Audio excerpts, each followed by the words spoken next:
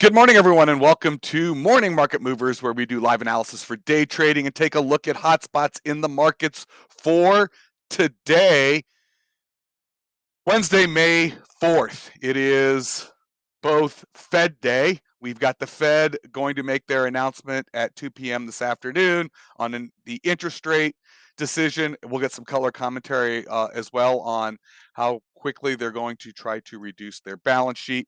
It is also Star Wars Day. So May the 4th.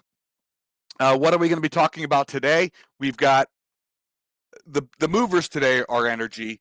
The story hasn't changed. Demand, supply looking to get cut off from Russia. Uh, Clearly, we've got with supply going down, demand going up. Uh, Both nat gas and oil on the move to the upside. Uh, we just did get our ADP uh, private payrolls, non-farm payroll. That's the private sector. Didn't come in as high as expected. Came in lower than expected, but they adjusted the last number. Brian will talk a little bit about that. And then when it look across equities, everything's kind of what's going to happen. What are people going to do? How are they going to react? Where we're seeing volatility is in individual names. Earnings. We're still in the midst of earnings season. Lyft. Listen, when you miss now, negative news is amplified. Lyft is down 25%, absolutely crushing it. Meanwhile, if you do really, really well, like Moderna, AMD, and the microchips, Airbnb, all doing better than expected, they're up 5 or 6 or 7%. So upside, there is some in individual names. Downside, there's a lot. Still very negative sentiment generically in individual names.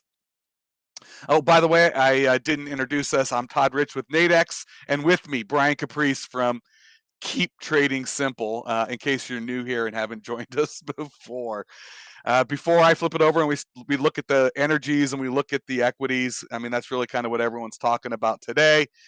Uh, I do need to share this disclaimer that trading involves risk and may not be appropriate for everyone, that any trading decisions you make are solely your responsibility and at your own risk. And this is an educational session. Please do not construe anything Brian or I say as a buy or sell recommendation. We are doing this for your education purposes. And yeah, nat gas now approaching 8.5. Yikes. I mean, just exploding. I mean, and we know that Europe is stockpiling as much. I mean, you can chill natural gas. It's liquid in its liquid form. They are storing as much as they can in anticipation of not having, in anticipation of cutting off Russia. So both nat gas and oil taken off. Brian, I'm going to flip it over to you, and we could go through some of the other headlines, and then we can get into Yeah, the there's charts some of the there's some very oil interesting and the energy. headlines today.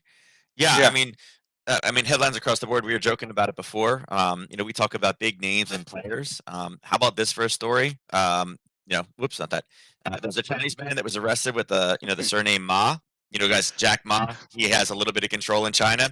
It wiped off $26 billion worth of Alibaba stock price, 9.4% because a guy from the region where Alibaba is based um, got arrested. It's not Jack It's Ma. not This guy him. was born in yeah, this guy was born in 1985. Jack Ma was born in 1964. But $26 billion evaporated because of them selling because they're like, oh my god, the guy got arrested for like was it colluding with overseas anti-China hostile forces and to incite secession and incite subversion of state power. Again, But it's Jack's not. been It's pretty not like, hey, even. it needs Yeah. to be an open market. It's not even So him. They just have the same last name. yeah, talk And about it's the like, expectation that like, oh yeah, Jack does all these things, Jack's next. So and Jack's already potentially disappeared once, but $26 billion gone yeah. just because of a guy with the same last name. Like imagine if like a Musk or a Buffett got arrested here. I mean, God knows what could happen, right? I mean, pretty funny stuff there. Um, all right, so a couple other things out there that are of note today. I don't need this one anymore. This guy, right now the markets are more or less flat. Dollar Swiss, I'd mentioned that, again, there's no reason why you should be going kind of short this position yet. Switzerland is not in a great place. They've lost their neutrality status, so they're just a small country now, and they have the euro effect. Again, that's the biggest mover right now at 6.7%. The ADP number came out, and then just to correct Todd, It's not private sector. It's only ADP payroll. Oh, ADP. Oh, ADP right, does, right, right. It's yeah, ADP does do. That was actually my first job out of college was ADP, and at that time they did what it was like 1 out of 3. I think paychecks were written by ADP in the United States for all employees. It's probably changed a little bit now, but they do a lot. They're the largest payroll provider, I particularly think for it's small still businesses. somewhere in that vicinity. Yeah, it's probably 40. It's probably like between 35 and 45% of all payroll checks are written by ADP. They're huge in the auto industry, but this number, yeah, it does look negative, but there was a revision higher, so the baseline was kind of thrown higher up. It was already expected to be negative, but when it's here and you expect it to go down here, and all of a sudden, oops, sorry, we were wrong. It's here. This one obviously is it's a little bit farther down. So, you know, it's red, but again, the baseline that it was starting with was a little bit off. So not great. But remember, ADP, there's a lot of people outside of this. And this is why whenever we see private sector versus public, we see like non-farm, that adds a component to it. When you talk about government workers, that adds another, aspect to it. So this number, it may be a monstrous number when we get it on Friday for the actual non-farm payroll number. So this is just a small subset. Remember, polling is not necessarily the most accurate either. So today, ISM will probably be a non-mover. Again, everybody is focused on Fed funds. I'm actually expecting not as much movement today. It has been well telegraphed this morning.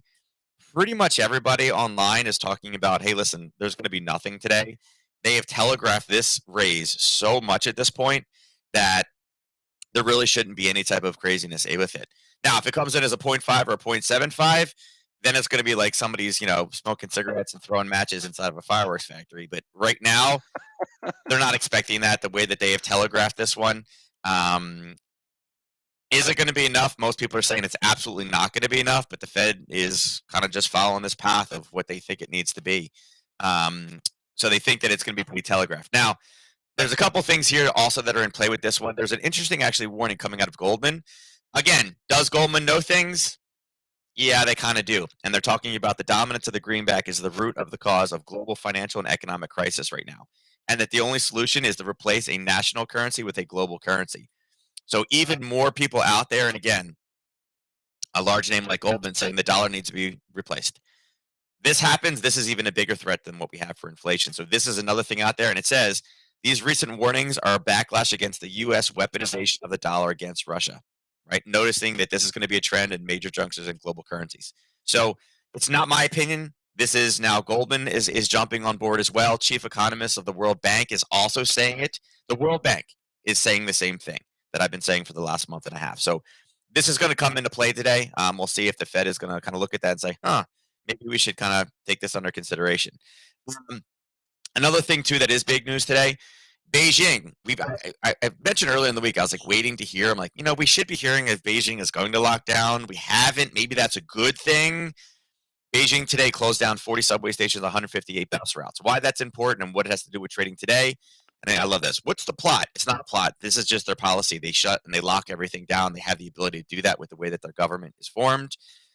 The Secretary General just said right now that there is absolutely no spare capacity in the world to replace potentially lost Russian oil barrels. It's nice that Europe thinks they're going to do it, but I've heard this before. Other people have said this. This is the OPEC Secretary General. So again, this is not a big deal. They're having a technical meeting. They're basically saying that China lockdowns are affecting oil demand, with some suggesting China is facing the biggest demand shock since early 2020. Okay, so there's demand shock. Does that mean that they're going to start producing more barrels? Answer Well, is wait. no. Well, if they lock down the There's less demand, demand. yeah, there's going to be a lot less demand, which is actually going to give Europe an opportunity to grab what's out there and stockpile more of it because they know their No. future demand is going to be out of control. I don't. It is getting interesting. And by the way, I was reading here in the States, our COVID numbers are going up to the tune where there's places, cities where we should be putting masks back on, according to the guidelines, but no one has an appetite for it. So Yeah, here we go Pfizer again. said that.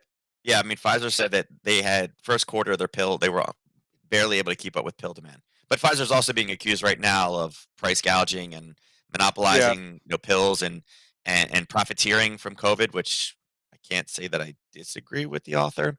But anyway, as far as the saying that there will be extra. There's no extra. I mean, that's why OPEC Plus is basically saying that from non-OPEC Plus participants, they're actually producing less barrels per day than what they had originally forecast. So they're not able to actually meet the demand right now with everything.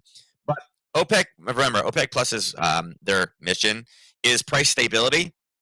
We don't have price stability. If you look at this is all over the place. And again, you have the United States trying to get involved, releasing strategic reserve. That does nothing. China locking down provides some benefit. Again, all we're waiting for is basically China to say, yeah, we don't need to lock down. And remember, the first lockdown is now 10 days, almost 14 days into it. We know that Omicron only has about a 5-day kind of lifespan of when it's an issue. They're probably getting ready to start lifting the ban there as it moves into other areas. So again, it is Omicron, but remember, Omicron is one of those ones that blows through very, very fast, and it is gone as fast as it came. Once that opens back up again, it's going. So, and again, the European situation is really not so much gas, but it is scary that OPEC Plus is saying, yeah, the non-OPEC Plus people are not producing as much. They can't produce it. And the main guy says, there's no way you're going to replace Russian oil. There's not enough oil in the world to be able to do it. And natural gas is the proof of it. I keep saying it day after day. Every time this thing pulls back, buy more. Yesterday morning, we were talking about it right over here. I said, hey, if we get a pullback, we need to buy more. It pulled back, and now we're up at 840. Did we touch 850? No, 848. We're right there. So it's nice that Russia's that they don't want to use the Russian oil, but eventually it comes down to a point is if your citizens are freezing and can't cook food and you can get Russian oil, you're going to buy Russian oil. That's the reality of it. Or your country's going to revolt and they're going to replace your government. Right now, the way that it's looking, Putin is going to win the Nobel Green Peace Award because everything that he's done with this is going to put so much emphasis on finding alternative. Paris Accords don't matter, right? Putin is what's going to get, basically all electric, everything else, because at this point, nobody wants to pay these prices for energy. So there's going to be more innovation. And remember, who's profiting the most from this? The energy companies. Yeah. So Todd and I were joking around before, the housing bubble. You guys remember the 2008 crash? The company that made the most money that year was Exxon, as well as they were getting oil subsidies all at the same time. So energy companies are making bank right now. So it's an interesting spot to be in. But as far as how we trade today, right now there's not really a whole lot of analysis you can do. The VIX is down, even though we have this 0.5 stellar interest rate. Nothing. It's actually driving down into here. There'll be a little bit of a pop. It's like, oh yeah, it's Fed day. It's been so telegraphed. There's absolutely no volatility movement in the European session, which kind of leads you to believe that it's going to go wah wah and do nothing. Dollar, it's coming down a little bit in preparation from it because it will be a retail trader trade, but it's not really moving much. ES, flat, sleeping. No European session movement. NQ, totally flat, sitting right on that 50 from where we were yesterday. Look at the chop back and forth, the indecision. Sideways. Total chop. Yeah. YM, chop. Right on the 50 again. Russell went a little bit higher, went to that 78. This is the only one that really moved yesterday. It's not really doing much. Twitter, overnight, dead, flat. Apple, flat. Tesla, flat. Okay? Natural gas is the big mover. Gold, we're at 0 right now. Gold not really moving. There's no kind of pre-movement in this one. And again, I do think gold is still a short as you raise it. It's not so much a retail trader trap, but again, it is an attempt. It's not going to work. We'll see this continue to push lower. And again, silver starting to move a little bit as well. Currencies, for the most part, Aussie dollar is the only one that is rallying. We did talk about that 71.50 yesterday as being an area where there is potential buying. I do think this is probably the best one as far as the currencies go because, again, I do think gold will go down. The dollar going up, yes, it's already in there, but once it is officially in, then banks and things like that will start moving more money to it because it's a guaranteed rate once it's in. They don't need to move it before because it's not guaranteed. There's no benefit for them to do it right now. Once it's in, there will be some movement in there. So there will be some kind of push out of it. But interestingly enough, it's curious to see Bitcoin up 3.3%. Bitcoin is now rallying because they're like, yeah, it's going to be a disappointment. We might as well kind of go back in this realm right now. So what I would say is look to see kind of some potential movement in this morning. Again, we do have oil inventory report. I did not pull the API. Let me pull it real fast. API. Inventory report. I'm just curious to see how far off it is. It came in as a big down draw. Not huge. I mean, it came in what? Forecast was minus 1.6. It came in as minus 3.4. So again, showing a big down draw. Not big, but Right. was a miss to the downside, which is positive for oil, and we've seen it go up a little bit. So we'll see what oil inventory looks like today. I don't know what the current forecast is. It is, yeah, minus 0.7. So again, that coming in could help energies a little bit more. But besides that, not really a ton besides OPEC, and I think we will get more information. And again, right now, yesterday was we're going to ban everything. There's no immediate deal in Russian oil ban at the meeting. They're still convening again, and what they're going to. The last kind of other headline was they don't have an agreement, but they said we're going to slowly phase it out. And yesterday was like, you know what, we're ready. We're going to cut it off. And now they're like, we're going to create a plan that we're going to phase it out in near term. So Yeah, I they're think working on they've it. realized that as much as they want to, and as much as they would love to just cut it loose, the reality is they just can't cut it loose. And the main supplier of oil, OPEC, knows it. They've said it. They've telegraphed it.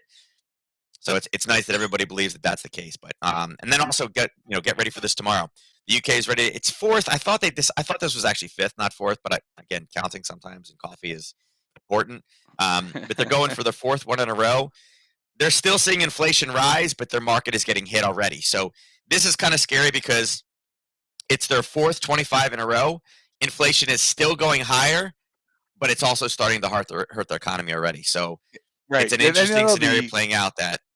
yeah, those raising interest rates are going to eventually impact the economy. They have to impact the economy. Yeah. Uh, And that brings them up to 1%, which is where we're going to be today. So we're that's the seeing theory. 1% is hurting the UK, and it's not slowing down inflation yet. So yeah, which I would expect a similar. The expectation is we get up to that 1%. Yeah, it's yeah, not, but it's going to do anything. moves us in the right direction. Yeah. Yeah, and all I'm going to say is if they only do a 0.5 and it goes to 0.75 because of China or anything else or any excuse that they say, it's gonna literally be a buy on every single thing you can buy. All the indices are going to go crazy if it comes in as a 0.25. If it comes in 0.5, I don't expect much movement. It comes in as a 0.75.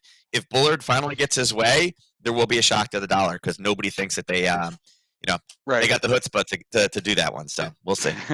We'll see what they have to say. We got that today Yep. at 2 p.m. Eastern.